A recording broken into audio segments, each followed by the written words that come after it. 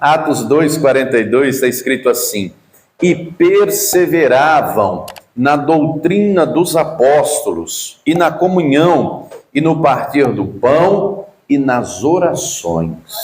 Eu vou ler mais uma vez. E perseveravam na doutrina dos apóstolos, e na comunhão, e no partir do pão, e nas orações. E essa igreja, este povo era cheio do Espírito Santo.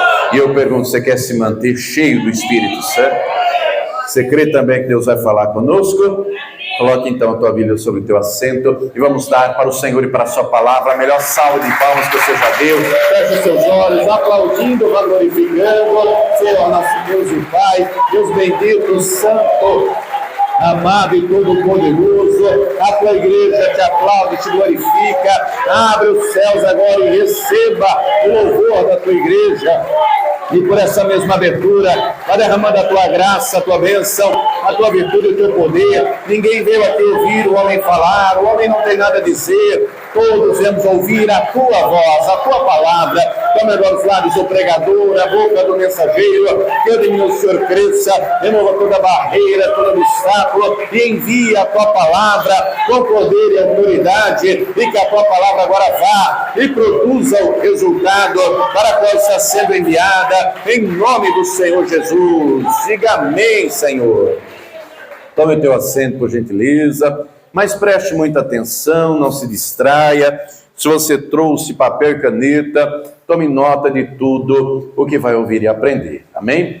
Muito bem. Deus sempre quis que o seu povo fosse cheio da sua glória, da sua presença. No Antigo Testamento, o Espírito Santo vinha sobre poucas pessoas, como reis, profetas, sacerdotes, com raras exceções. E Deus levanta alguns profetas para profetizarem acerca do derramamento do Espírito Santo, onde todos seriam cheios do Espírito Santo.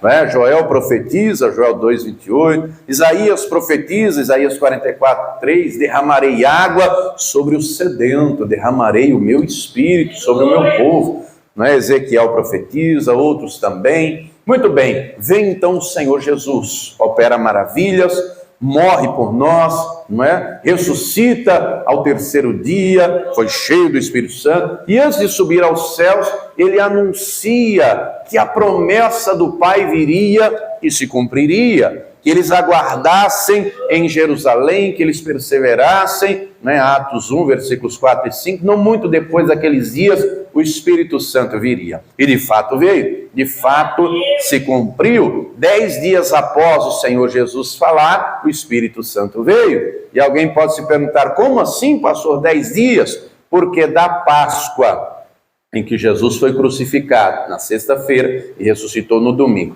até a Páscoa era no sábado, até o Pentecostes são 50 dias. Atos capítulo 1 diz que Jesus ressuscitou e permaneceu com os discípulos, dando muitas infalíveis provas da sua ressurreição, esteve durante 40 dias. No 40º dia, ele ascendeu, ele subiu aos céus. Então 10 dias depois já foi o Pentecostes, o Espírito Santo veio, todos foram cheios. Só que Deus não quer nos encher apenas uma vez. O Senhor quer que permaneçamos cheios do seu Espírito, da sua glória, da sua presença. E nós vemos isso acontecendo aqui em Atos. Nós vemos isso acontecendo porque a turma entendeu isso e nós também precisamos entender, não é? Eu vou dar um exemplo, fazer uma analogia para você compreender. Eu acredito aqui que a maioria, né, ainda que não possua, mas pelo menos já andou em carro, você sabe que o carro tem os pneus. E o pneu do carro, todo carro tem um manual do fabricante. É recomendado calibrar os pneus, no mínimo, uma vez por semana. Uma vez por semana. Por quê? À medida que vai andando com o carro, você sabe que é os pneus que sustentam todo o peso do carro. À medida que vai andando, não é? Vai nas ruas e tal, o carro vai, o pneu murchando aos poucos. Isso é imperceptível, você não percebe. À medida que vai andando, ele vai murchando. E se você não for lá e calibrar, dali a pouco o pneu está murcho. Então tem que estar sempre calibrando, não é? Do mesmo jeito é a nossa vida com Deus. O Espírito Santo é o vento, não é? E nós precisamos estar sempre calibrando. Só que o fabricante do carro recomenda pelo menos uma vez por semana. E tem gente que está igual o fabricante do carro, só calibra uma vez por semana, só vem ao culto uma vez por semana, e naquele dia se enche, e no decorrer da semana, o que é o peso que vai fazendo esvaziar? São as lutas do dia a dia, são os problemas, as dificuldades.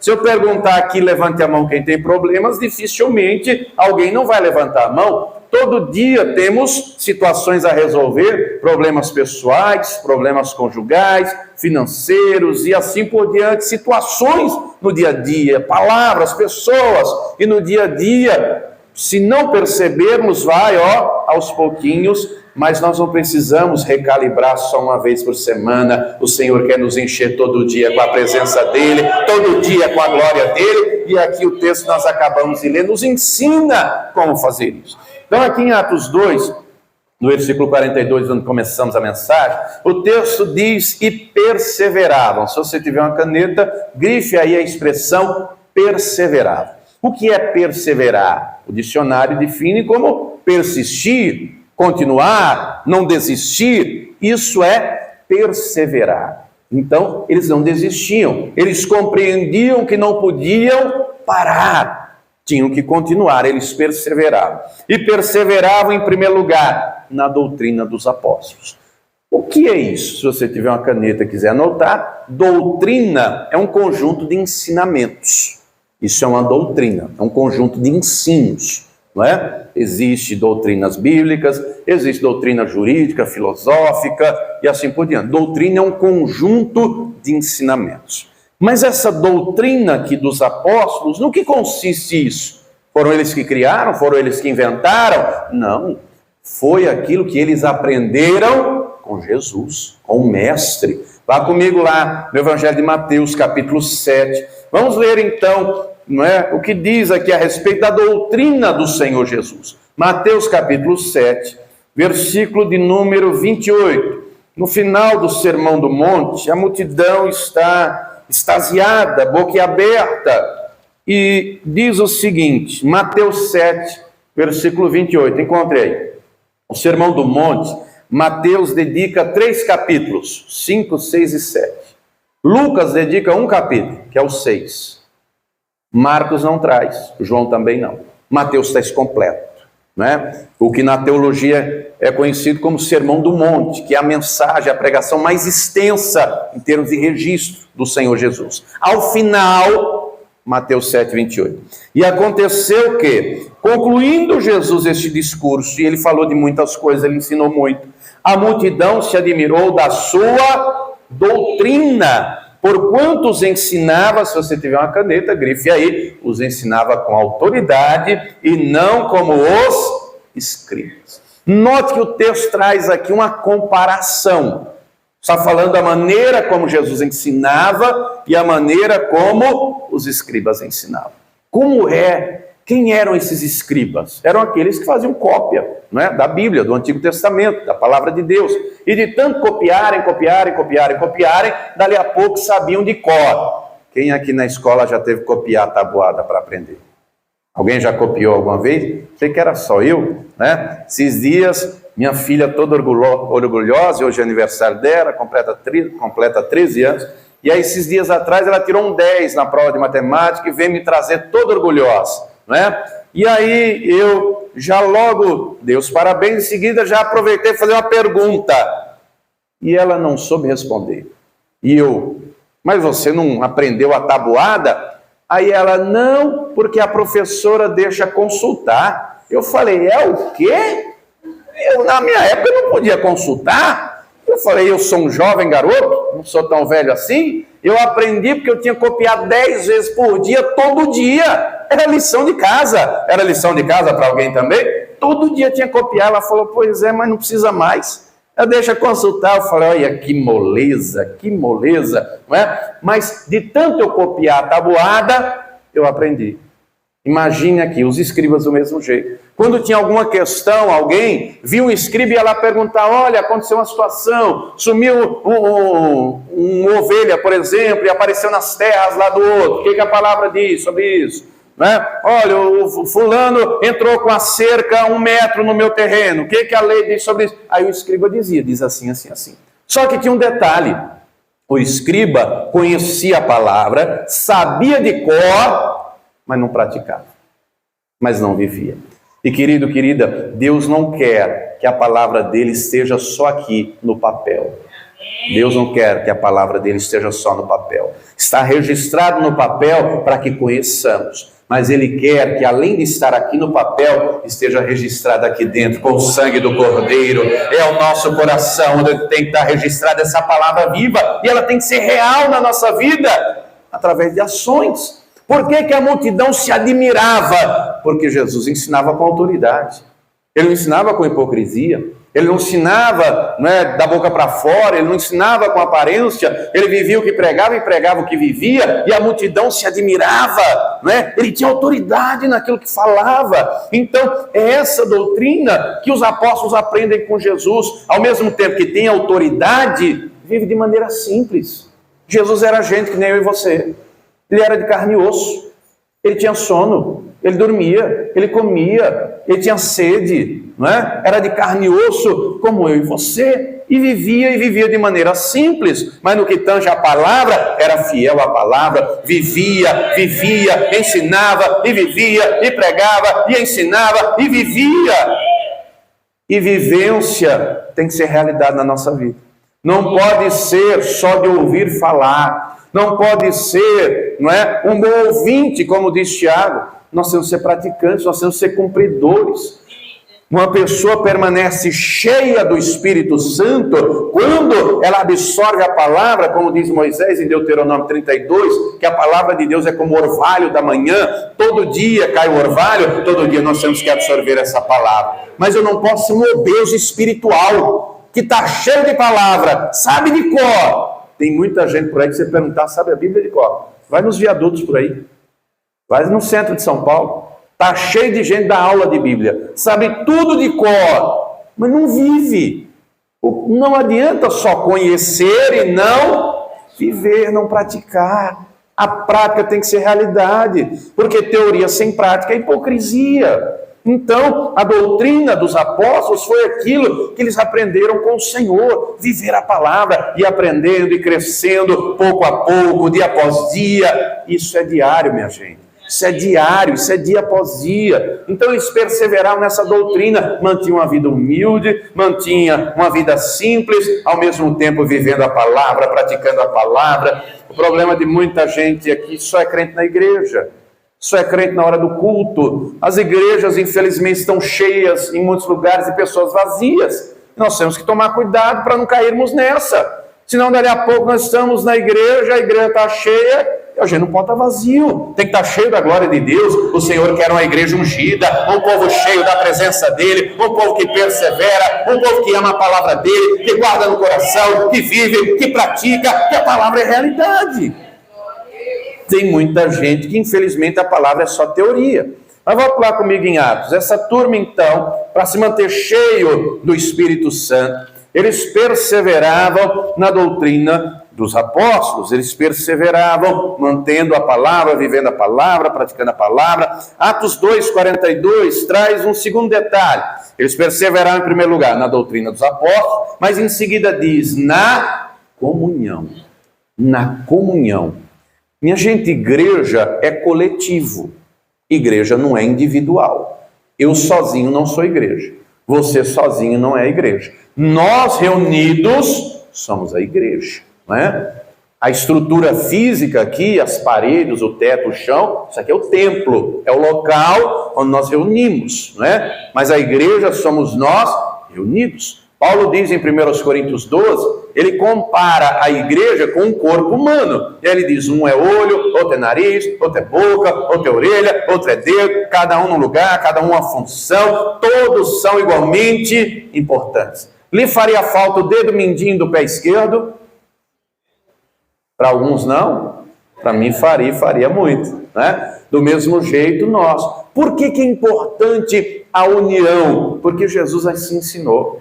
Porque é assim que a palavra diz, porque é assim que diz o Salmo 133, vai lá comigo, Salmo 133, olha o que diz aqui a palavra do Senhor. Salmo 133, são só 3 versículos, vamos ler. Salmo de número 133. Está escrito assim: ó, quão bom e quão suave é que os irmãos vivam em união.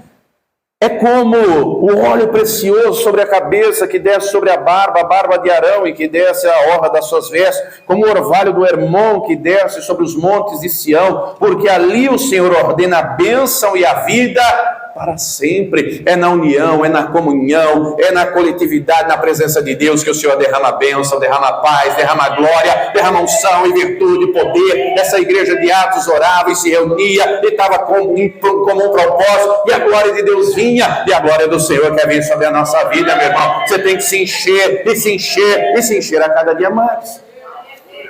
O diabo sabe disso. É por isso que ele trabalha para impedir essa comunhão. Você não já reparou, não? Lhe aparece, porventura, algum impedimento para você vir ao culto? Por exemplo, é o ônibus que atrasa, é o pneu que fura, não é? Enfim, uma série de coisas. Se fosse para o shopping, não tinha isso. Se fosse para o parque, se fosse para qualquer outra coisa, não tinha impedimento, não tinha barreira nenhuma. Mas aparece para vir para a igreja, não é? Para vir para a igreja aparecem as barreiras, os impedimentos, do nada aparece visita que você não estava aguardando, enfim, uma série de coisas. O diabo faz de tudo para atrapalhar essa comunhão. Porque a igreja, minha gente, espiritualmente é como uma fogueira. Imagine assim, ó, um monte de madeira reunida, o fogo pega mais forte, pega ou não pega? O fogo é o Espírito Santo, e nós reunidos, a glória vem, o fogo pega, desde que haja um coração sincero e dedicado, e o Senhor quer derramar fogo no teu coração nessa noite, para nos mantermos cheios da unção. Nós vivemos em tempo de apostasia. Nós vivemos em tempos de esfriamento espiritual e nós não podemos deixar o fogo apagar, não podemos deixar o fogo apagar, temos que mantê-lo aceso. Essa igreja entendia isso, a turma de Atos aqui entendia, tinha que estar junto, tinha que estar em comunhão, não é? Volta lá comigo em Atos 2. Eles estavam em comunhão, mas o texto diz mais alguns detalhes. Vamos lá, volta lá comigo, Atos capítulo de número 2. O texto diz, no versículo 42, e perseveravam na doutrina dos apóstolos, viviam a palavra, não é? Segunda coisa, na comunhão. E diz o seguinte ainda, e no partir do pão. Partir do pão aqui, se você quiser anotar, é Santa Ceia, tá? Se você quiser anotar, está falando de Santa Ceia. Santa Ceia tem que ser em comunhão. Por exemplo, você sabe que pastor João Ribe, pastor Neilton, eles pregam, estão na televisão, tem canal no YouTube. Essa mensagem está sendo gravada, vai para o YouTube. Você que está assistindo agora, Deus abençoe sua vida, não é? E tem algumas pessoas que, por algum motivo, seja de saúde ou força maior, não podem vir ao templo, não é? E ceia em casa. Inclusive, o pastor João Ribe ensinou até a receita do pão sem fermento, tem lá no canal do YouTube dele, coloquei também no meu canal a receita do pão sem fermento. Agora, cear em casa sozinho é para quem não pode vir, é para quem não pode estar aqui. Nós temos que partir juntos, como Jesus ensinou, não é? Ele pegou o pão, ele deu graças, ele disse, tomai e comei, isso é o meu corpo que é partido por vós, fazer isso em memória de mim. Se a pessoa não pode vir por motivo de força maior, ok, sem problema. Agora pode vir, tem que estar aqui, tem que estar reunido, tem que estar em comunhão, não é? O partir do pão, Jesus não morreu por um só, não foi só por mim, não foi só por você, foi por todos, foi pelo mundo inteiro. A palavra diz, ele diz, Deus amou o mundo de tal maneira que deu o seu único filho para que todo aquele que nele crê não pereça, mas tenha a vida eterna. Então nós temos que comer juntos, com temor, com reverência. Paulo escreveu a carta à igreja de Corinto, e quando chega nesse aspecto da ceia, que está no capítulo 11, ele começa dizendo, vocês estão se reunindo para condenação, porque não estão discernindo o corpo do Senhor, estão se reunindo para condenação. Um leva o seu pão, o outro leva o seu vinho, come até encher a barriga, bebe até se embriagar, não estão discernindo o corpo do Senhor, estão comendo e bebendo indignamente para a sua própria condenação. E nós não podemos fazer assim. Tem que ser com temor, tem que ser com reverência, não pode ser um primeiro, outro depois, tem que ser todos reunidos como o Senhor ensinou. Não é? Esse senso de comunhão tem que estar presente em nosso meio. Quem está entendendo, diga glória a Deus. Mas diz ainda mais um aspecto: perseveravam na doutrina dos apóstolos, na comunhão, no partir do pão e nas... Eles oravam juntos. Eles oravam juntos. E é importante nós orarmos juntos. Essa igreja que ora junto, quando Pedro foi preso, a igreja clamou, intercedeu, Deus mandou o anjo e libertou Pedro. Oh, querido, quando a igreja ora junto, intercede junto, o Senhor abre cadeias, o Senhor opera milagres. Por isso tem que ter essa comunhão na oração, tem que ter essa união de propósito. Por isso nós nos reunimos para orar e oramos por você, pela sua casa, pela sua família, enfim, oramos por tudo. Porque tem que ter essa oração junto. Vida de oração essencial. Repita comigo: 4 coisas fundamentais para se manter cheio do Espírito Santo. Primeira, prática da palavra. Segunda, comunhão na igreja. Terceira, ceia do Senhor, participar. E quarta, vida de oração. Vida de oração é fundamental. Mas isso não é tão básico. É o básico. Mas tem gente que não está mais fazendo o básico. Não está fazendo mais nem o básico. E por não estar fazendo o básico, está igual um pneu que murchou. Lembra do exemplo do carro, do pneu? Você já andou com o pneu murcho? Não é? Se andar com o pneu murcho muito tempo, corta o pneu. Já aconteceu com alguém ou não? Já aconteceu uma vez comigo. Estava na estrada, o pneu furou, só que aí furou, não é? Não tinha como parar imediatamente no lugar onde eu estava, eu tive que rodar um pouquinho. Resumindo, perdi o pneu, cortou todinho, botei o step, não é? Aquele pneu não serviu mais, cortou todo. Assim tem muita gente se arrebentado, espiritualmente falando, porque deixou de fazer essas coisas, porque deixou de perseverar na prática da palavra, porque deixou de ter comunhão. Nós vivemos em dias, se você procurar na internet, desigrejado, está aos montes. Essa igreja compreendeu, essa turma aqui compreendeu, eu tenho que me manter cheio do Espírito Santo. E se nós fizermos também a nossa parte, nós vamos nos manter cheios do Espírito Santo. Não podemos nos apartar da simplicidade de Cristo, como Paulo fala à igreja de Corinto. Não podemos nos apartar. Mas diz ainda aqui, vá comigo agora no versículo 46. E perseverando unânimes, de vez em quando. É o que está escrito aí? Está escrito como? Não era de vez em quando, não? Não era só no domingo? Quando é que eles perseveravam unânimes? Todos os dias. Nós temos que perseverar e perseverar todos os dias, queridos. É todos os dias, não é só no dia do culto, porque tem dia que você vai vir ao templo e tem dia que você não vai vir ao templo, não é verdade? Você sabe que as nossas reuniões aqui quarta, sexta e domingo, mas a turma aqui, e perseverando unânimes todos os dias no templo, e partindo o pão em casa, comiam juntos com alegria e singeleza de... Note, regularidade no templo, mas também em casa. A tua casa tem que ser uma extensão, a tua casa tem que ser casa de Deus. Na tua casa tem que ter oração, tem que ter busca. Na tua casa tem que ter presença de Deus, tem que ter glória de Deus. Lá na tua casa tem que ter o quarto de guerra. Já viu aquele filme Quarto de Guerra? Quem não viu, veja, recomendo. Veja, tem que ter na tua casa lá o teu quarto de guerra, ainda que não seja o quarto propriamente dito, pode ser a varanda de guerra, pode ser o banheiro, enfim, o canto lá, aquele seu canto de oração, de batalha, de busca, de Shekinah, de glória. Tanto no templo quanto em casa, todos os dias, com regularidade. Querido, querida, a vida com Deus tem que ser prazerosa.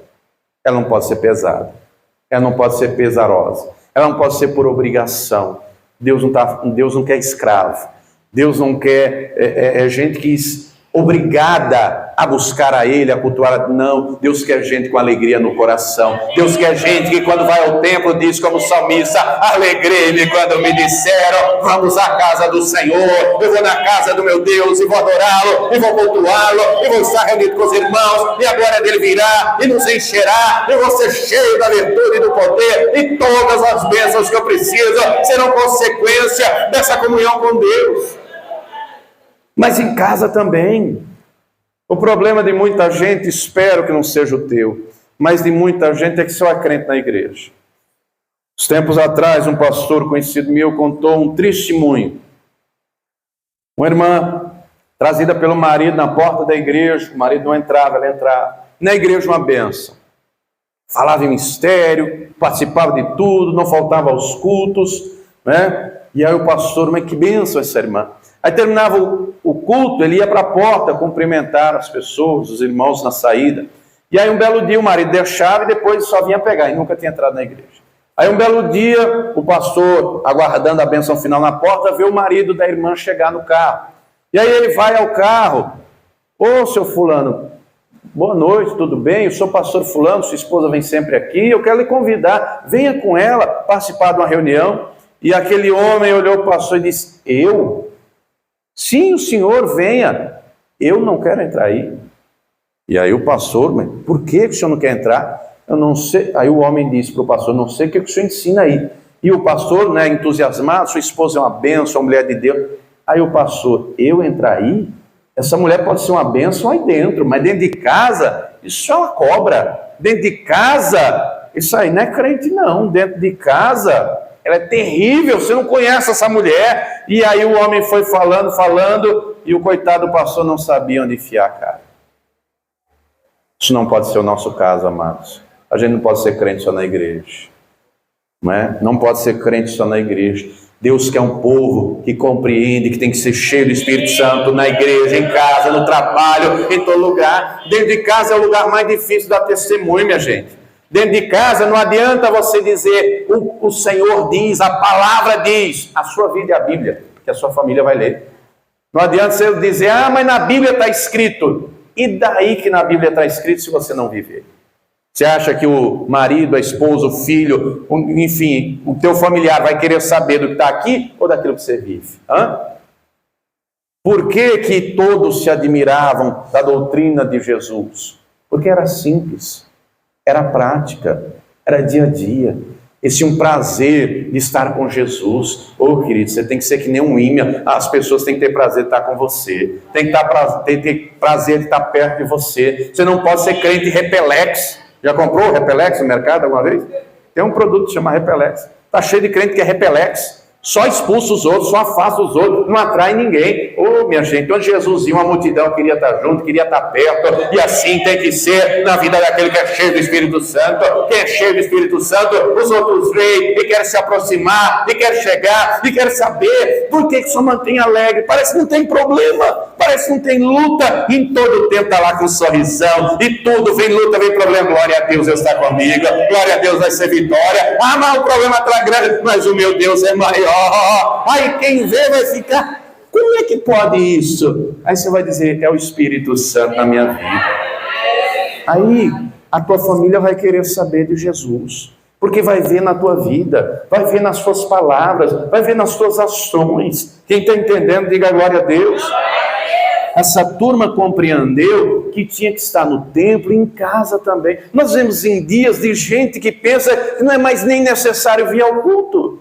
Esses dias, você sabe que aqui do lado, na avenida, tem uma loja que vende material de limpeza. Aí estou indo na calçada aqui na frente, comprar um material de limpeza. Aí vejo uma irmã. Aí eu falei, irmã, tudo bem com a senhora? A senhora está bem? Ela, estou bem. Eu falei, que bom, faz tempo que eu não a vejo. Não é? Ela, não, pastor, então é porque não está dando mais para ir. Por causa da pandemia, não sei de onde, mas ela colocou na cabeça que a igreja era o lugar mais perigoso para o vírus. O vírus só estava na igreja. No ônibus não estava, no supermercado não estava, só estava na igreja. Aí ela vinha no intervalo de culto. Você sabe que a gente tem 3 cultos por dia. No intervalo do culto ela vinha, quando a igreja não tinha ninguém, estava só eu aqui ou algum obreiro, ela vinha, orava, trazia o dízimo, a oferta, né? E eu convidando, irmã, venha para o culto, a gente vai ter o culto, vai ter o culto. Não, pastor, depois eu venho. E aí quando eu encontrei ela, não, então, pastor, estou assistindo em casa, mas eu não sei o que aconteceu, pastor, a TV não pega mais, eu não consigo mais colocar internet, não acho mais o seu canal, não acho o canal do pastor João Ribeiro, não acho o canal de ninguém. Eu falei, irmã, eu acho que é Deus lhe mostrando para a senhora voltar para a igreja. Ela, será, pastor? Eu falei, será? Querida, assistir em casa é bom, é legal, mas O meio, seja o YouTube, a internet, a televisão, é principalmente para evangelizar. Se você já faz parte, você tem que vir, você tem que congregar. Não pode abandonar. Hebreus 10, 25, olha o que diz aqui a palavra. Vá lá comigo rapidamente. Aos Hebreus, capítulo 10. Quem está vivo, diga amém. Amém. Quem está dormindo, diga amém. Glória a Deus. Hebreus 10. Olha o que nos diz aqui. O versículo de número 25. Aos Hebreus, capítulo 10. Versículo de número 25, está escrito assim: não deixando a nossa congregação, como é costume de alguns, antes admoestando-nos uns aos outros, e tanto mais quanto vedes que vai se aproximando aquele dia. Dia está com D maiúsculo na tua Bíblia? Está com D maiúsculo? Que dia é esse? Que dia é esse? Aquele glorioso dia do juízo. Ah, querido, quem permanecer firme, Jesus virá para levar a sua igreja. Eu não posso me amputar da igreja, minha gente. Eu não posso me amputar do corpo de Cristo. Você sabe que a minha esposa não tem uma perna, né? Foi amputada. Ela não tem uma perna. Ela não tem um membro. Porque foi um acidente, foi amputado. E aí, para ela andar, tem que ser com a prótese, né? Mas o corpo vive sem um membro amputado. Já um membro amputado não tem vida sozinho. O membro amputado, no caso dela, da perna, não servia para mais nada, enterrou, morreu, não servia, perdeu a vida, porque não estava ligada no corpo. Nós temos que estar ligados, não é só numa denominação e numa placa, porque Jesus não fundou denominação, ele fundou a igreja, e a igreja de Jesus é gloriosa, é vencedora, é triunfante, e é dessa igreja de Jesus Cristo que você tem que fazer parte. É essa igreja que Jesus enche da sua glória, é essa igreja que ele renova, que ele fortalece, que ele abençoa, e é essa igreja que ele vai vir buscar, e muito em breve ele virá e quer ver uma igreja cheia do seu espírito, da sua glória, uma igreja perseverante, uma igreja vitoriosa. Quem está entendendo, diga glória a Deus. Volta lá comigo em Atos. Volta lá comigo em Atos 2. O versículo 42 diz que, perseverando unânime todos os dias, o propósito era um só, unidade, comunhão, todos os dias no templo e partindo pão em casa, comiam juntos com alegria. Se você tiver uma caneta, grife aí com alegria. Eu li Atos 2,46. Querido, Deus quer que tenhamos alegria. O Salmo 45 diz que o Senhor nos unge com óleo de alegria. Os roubadores da alegria estão aí. Os roubadores da alegria estão aí.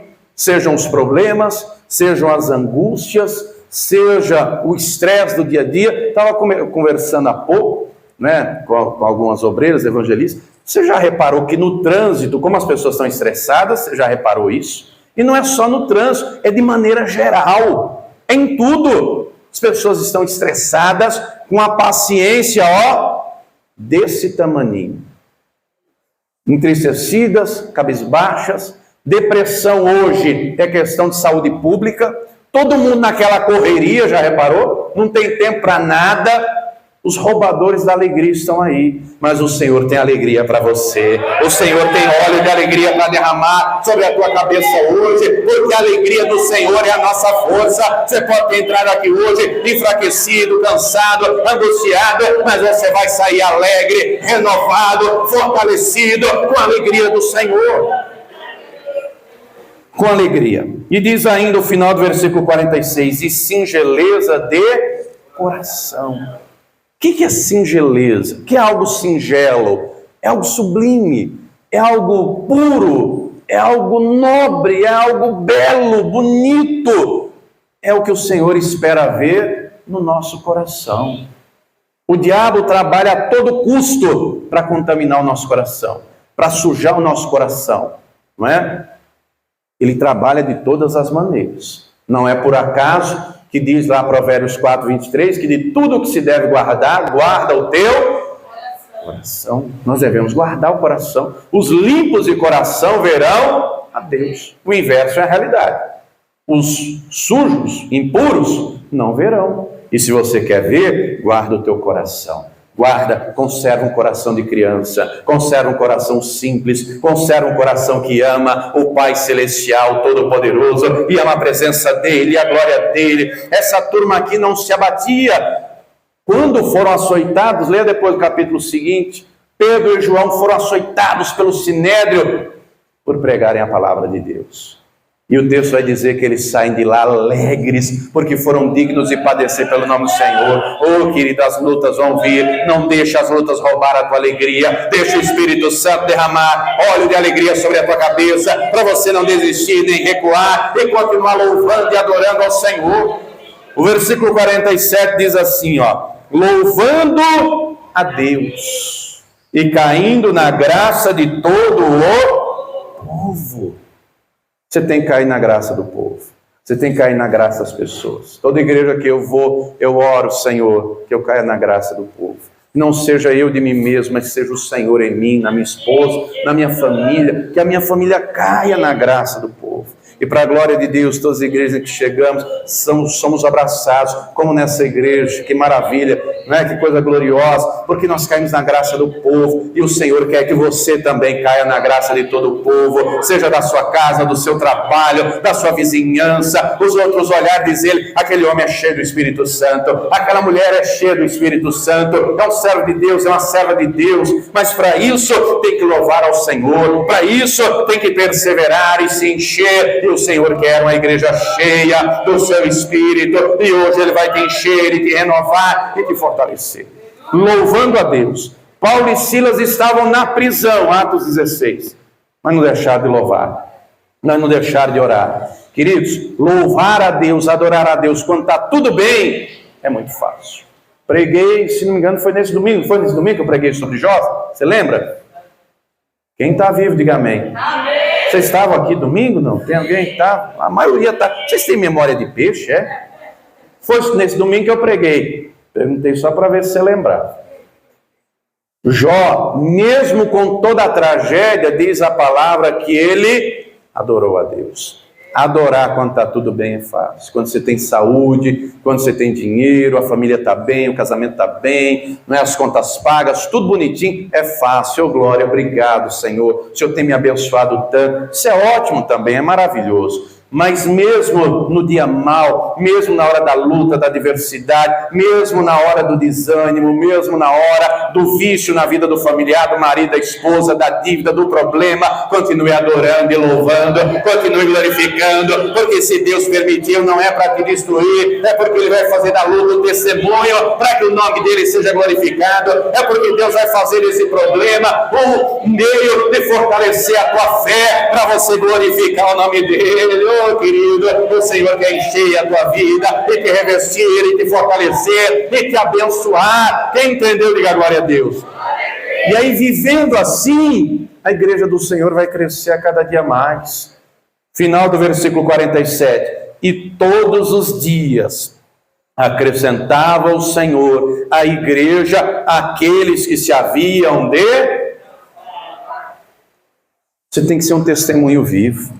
As pessoas têm que olhar e ver, né? Você vem com prazer à casa de Deus, você sai cheio da glória de Deus, né? Você vem com alegria, você pode chegar abatido, arrastado, cabisbaixo, mas sai de pé renovado e fortalecido.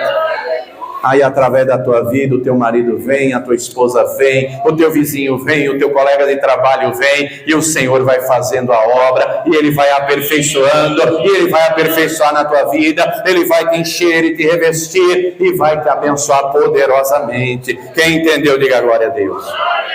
Se coloque de pé que nós vamos orar, nós vamos falar com o Senhor. Essa igreja aqui de Atos permanecia cheia do Espírito Santo. O enchimento não pode ser só um dia. O enchimento não pode ser só uma vez. Tem que ser continuamente. Tudo isso que você aprendeu hoje aqui tem que ser hábito. Quem acorda pela manhã e escova o dente? Vixe, teve gente que não levantou a mão. Fiquei preocupado. Hein? Bota a máscara aí, hein? Tô brincando. Escovar o dente é um hábito ou não é? É um hábito escovar o dente, tomar um banho. Enfim, a vida com Deus tem que ser prazerosa, queridos. A palavra deixa claro lá no Salmo 1, versículo 2, né? Que nós temos que ter prazer na lei do Senhor e meditar dia e noite. Deus não quer ninguém que tenha obrigação, algo pesado estar com Ele na presença. Não, Deus quer gente que tenha prazer.